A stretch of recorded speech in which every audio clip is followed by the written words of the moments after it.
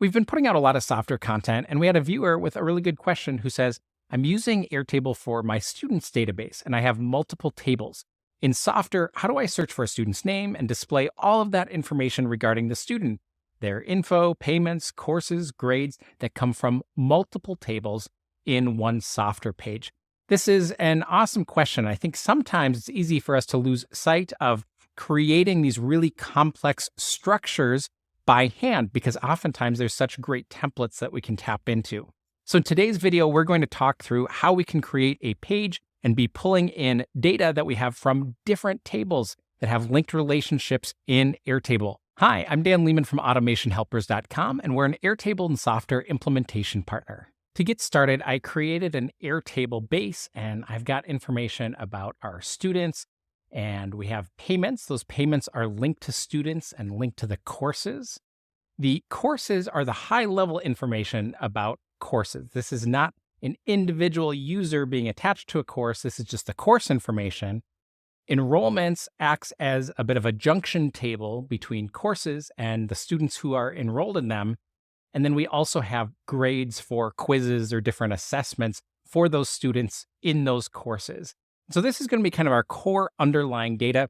Now, this is focused on students, but really this could apply to anything where you've got multiple tables worth of data, all linked back to a core company or a student or whatever that underlying record is. They have lots of different relationships, and we want to be able to show that on one page.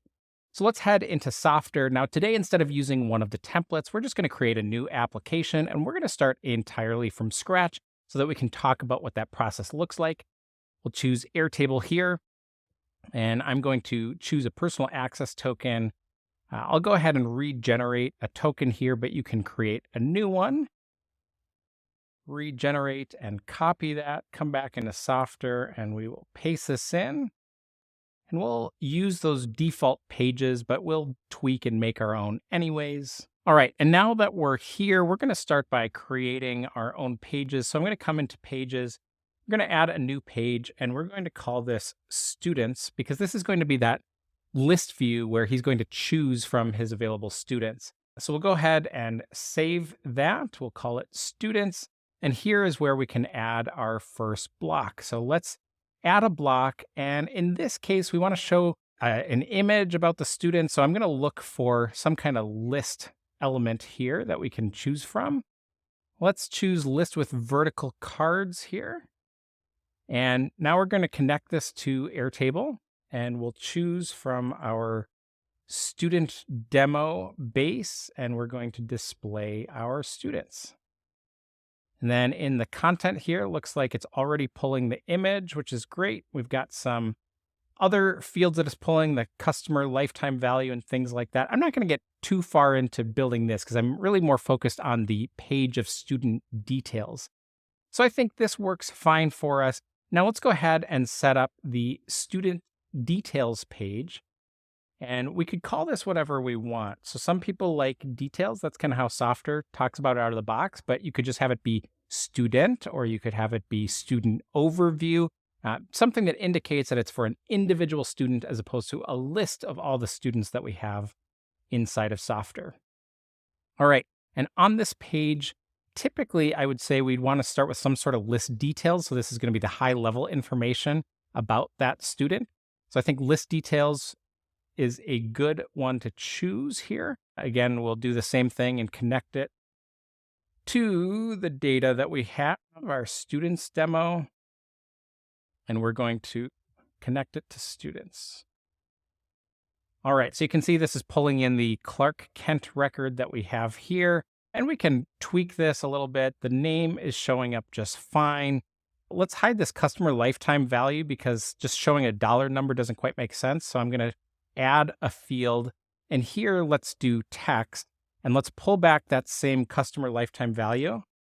But here we've got the option to put a label in here. So we'll say customer lifetime value as a label. So we've got that information, and we don't need to display this student ID. So let's erase that. This is fine. I'm not trying to make something that's pixel perfect here today, but just give you an idea of how we could display that information. So imagine we have more fields and we want to be able to display that information about Clark up at the top. But I think more importantly is adding these other elements underneath of all the linked records. So let's add some information about Clark's courses that he's enrolled in. We'll add a new block.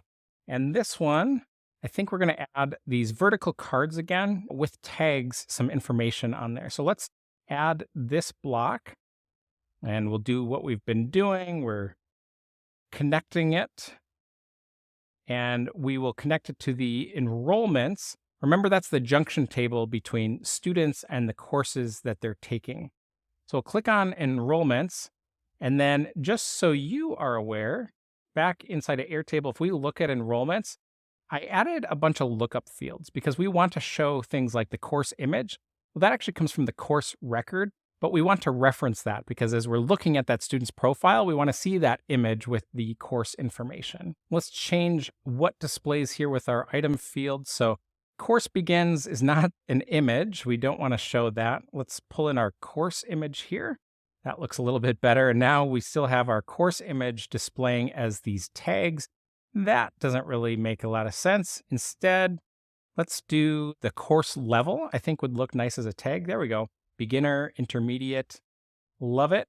The name, because it's a junction table, because we're only looking at one student at a time, I don't think it makes sense to display that name there. So instead of the name, I think let's actually put the course name here instead, which is the linked relationship that we have. Intro to Softr. Nice. So we don't need that displaying twice, so I'll take that off of there. And then instead of the name of the student, let's see if we can put something a little bit more relevant. What would make sense?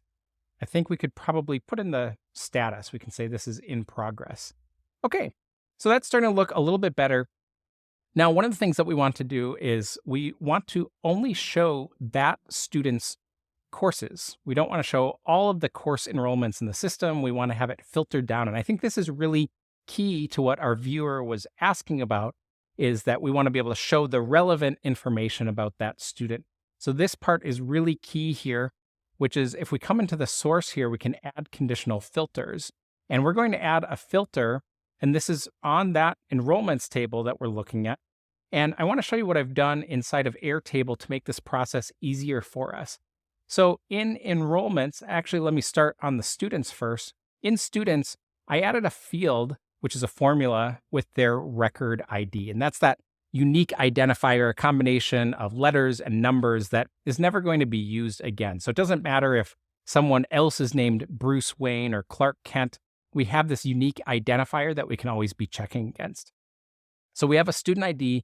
And then on enrollments, what I did is we have our student, which is linked, and then I just made a lookup to pull from that field that we were just showing on the students table. So I have a student linked to student ID.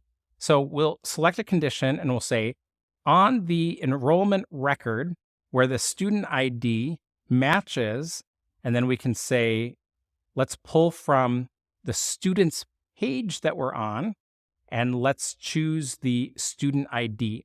So what's going to happen is when we load up a student page, it's going to have an identifier in the URL that's going to say, we're passing the record ID here so that we're only looking at one student, and we can use that for our filtering. If we come back to our pages and we go into our students here, right now, if you were to see this page and you were to click on it, it's not going to do anything. We have to tell it, where do you want to go if you click on one of those student records? So here we can click on our actions, and you see this property for item on click. Instead of do nothing, we are going to open up a page, and that page is going to be our student details page. That looks good. The last thing I want to do is if we come back to our home page, I just want to modify this menu so that we can link to our students. And so let me come down to where we have projects. Projects is no longer relevant, so we'll call this students, and then we'll add an action. And we're going to open up a page, and this page is going to be our list of students. So that should make it easy for us to access this when we're actually logged in as a user. I'm going to publish my app here, and then we're going to open this up as a new tab. Now, you typically want to add users and authenticate and all those pieces, but we're not going to get into that because we've covered that in a number of different videos. So I'm not logged in, but I'm going to take you to our students. And here we see that information. We'd probably scrap the categories here, but this is where we could. One more thing we need to do is we talked about making this searchable. Let me head into our students page. From here, if I click on this block, I'm going to click on content, and we want to tell it where to search against. So in this case, we're going to have it go based on the name of the student, and I think we should be good to go. So let's publish those changes again, come back into our app, and let's just make sure this all works. So the students link worked, and then what if we want to find one student? Here's Bruce, great. And then you can see as I hover, my mouse can tell that this is a link. So I click on it, and look in the URL bar, we've got that student details, and this is where it passes that record ID. Here is the Bruce Wayne record, which is how we can do all of that filtering we talked about a moment ago.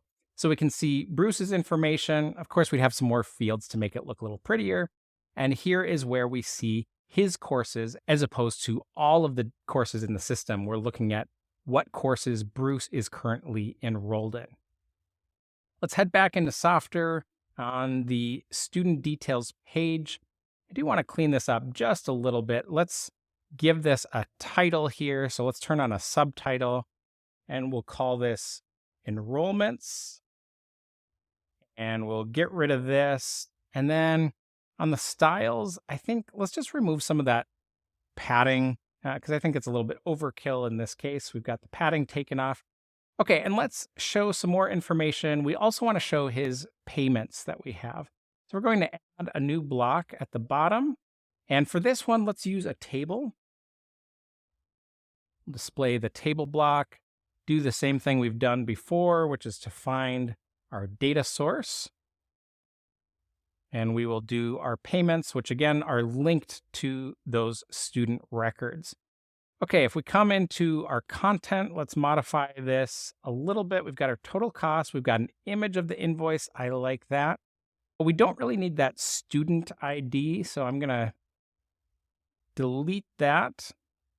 We've got our payment status there, and we should probably put that date. So maybe instead of invoice name, let's change this. Instead of a rating, we'll do it as text, and we're going to change the content here to the invoice date. All right, this works, I think, at a high level. Now, for the categories, let's change that as well. If we scroll up, and let's put this by the status, and we're going to filter by the payment status, open or paid. And let's give this title here, payments. And again, I'm just going to take off the subtitle. I think that's the information that we need.